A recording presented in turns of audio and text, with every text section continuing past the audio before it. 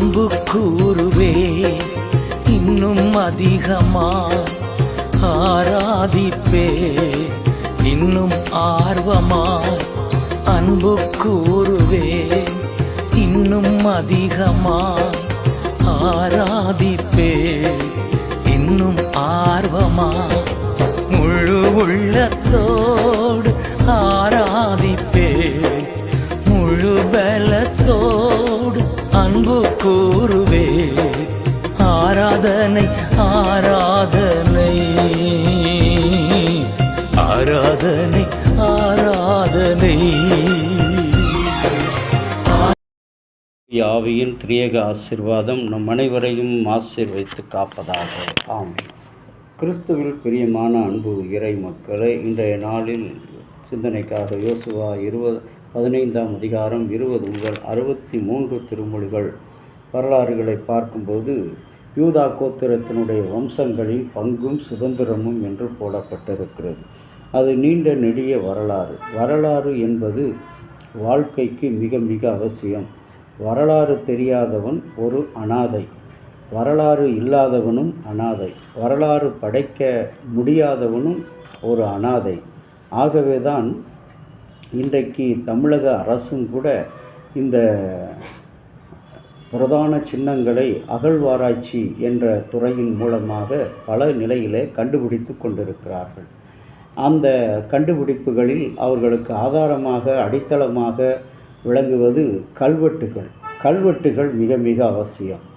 அன்றைக்கு இருந்த அந்த கல்வெட்டுகள் தான் இன்றைக்கு இருக்கின்ற தலைமுறைக்கு அடித்தளமாக ஆதாரமாக விளங்குகிறது. கலாச்சாரம், பொருளாதாரம், கல்வி, இன்னும் பல்வேறு நிலைகளில் அந்த கல்வெட்டுகள் தான் வரலாறுகளை விளக்கி சொல்கிறது. எப்படி ஆண்டார்கள், என்ன கலாச்சாரத்தில் இருந்தார்கள், மக்களினுடைய வாழ்வாதாரங்கள் எப்படி, மக்களுடைய தொழில்நிலை, அவருடைய பொருளாதார நிலை, இவைகளை குறித்து மிக மிக ஆழமாக அதிகமாக வெளிப்படுத்துவது அந்த கல்வெட்டுகள் தான்.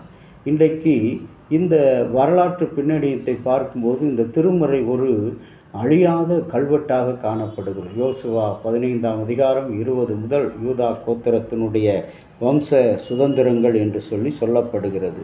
அங்கே கிராமங்களையும் ஆறுகளையும் மலைகளையும் நீரூற்றுள்ள பகுதிகளையும் செழிப்பான பகுதிகளையும் வறண்ட பகுதிகளையும் அங்கு யூதாவின் கோத்திரத்திற்கு சுதந்திரமாக கர்த்தர் கொடுப்பதை, இதனுடைய வரலாறைத்தான் இன்றைக்கு இந்த 63 திருமொழிகள் வரை நாம் காண்கிறோம். ஆகவே வரலாறு என்பது மிக அவசியமான ஒன்று. அநேக நேரங்களில் இன்றைக்கும் கூட நம்முடைய தமிழக அரசால் பள்ளிகளிலே மாணவர்களுக்கு வங்கியை அறிமுகப்படுத்த வேண்டும் என்று சொல்லி சஞ்சாய்கா என்ற ஒரு திட்டத்தை அரசு அறிமுகப்படுத்தியிருந்தது.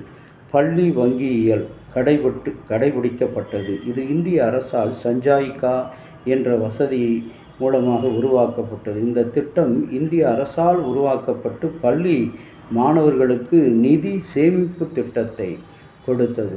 எவ்வளவு ஒரு அற்புதமான அழகான ஒரு திட்டம்.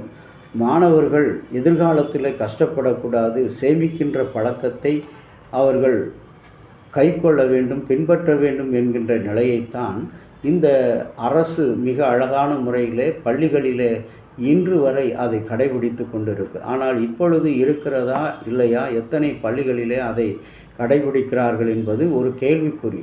இன்றைக்கு நம்முடைய தமிழ் சுவிசேஷ லுத்தரன் திருச்சபையிலும் கூட இந்த சஞ்சாய்கா திட்டம் நிறைவேறுகிறதா என்பது.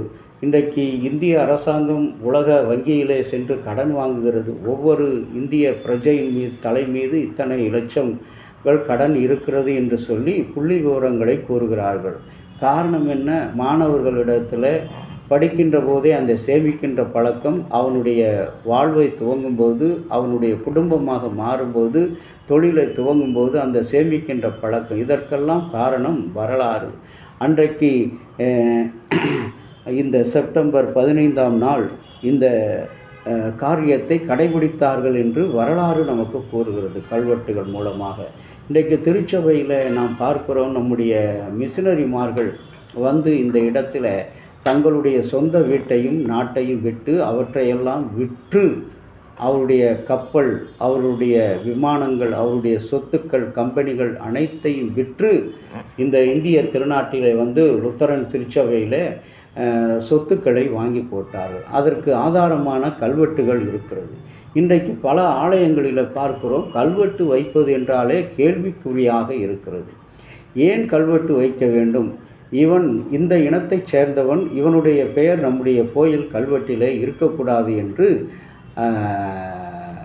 அந்த திருச்சபை மக்கள் கூறுகின்ற ஒரு முரட்டாட்டுத்தனமான குணம், ஒரு ஜாதிய ஏற்றத்தாழ்வு நிறைந்த அந்த எண்ணம் அவர்களிடத்தில் காணப்படுகிறது.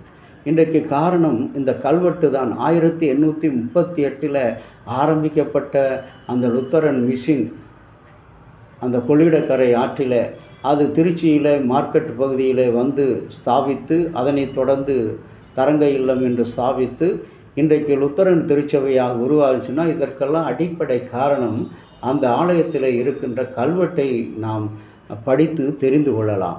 ஆகவே வரலாறு என்பது கிறிஸ்தவத்துக்கு மாத்திரமல்ல, ஒவ்வொரு மனிதனுக்கும் ஒரு வரலாறு இருக்கிறது. அந்த வரலாறு படைக்க எழுத தெரியாதவன், அந்த வரலாறு வேண்டாம் என்று மறுப்பவன் உலகிலே அவன் மனிதன் கிடையாது. அவன் ஒரு ஆன்மீகவாதியும் கிடையாது.